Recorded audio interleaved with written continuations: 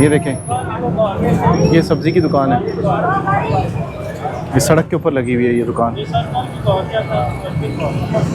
और इसका मालिक यहाँ पे था, लेकिन अब वो चला गया। जब उसने देखा कि पैरा की टीम आई है ऑपरेशन के लिए, तो ये छोड़ के सामान अपना निकल गया।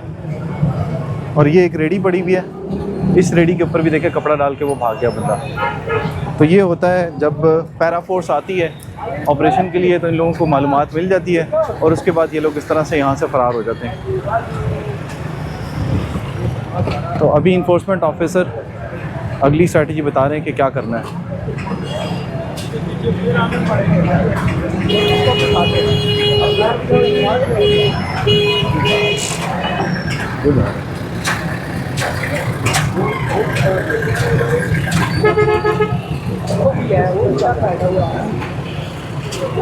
ये देखें, ये भी भाग गया है वजदान भाई, ये भी देखें, ये भी भाग गया। ये सारा सामान बाहर पड़ा रहता है। तो ये सूरत हाल होती है जब फोर्सेस आती हैं ऑपरेशन के लिए।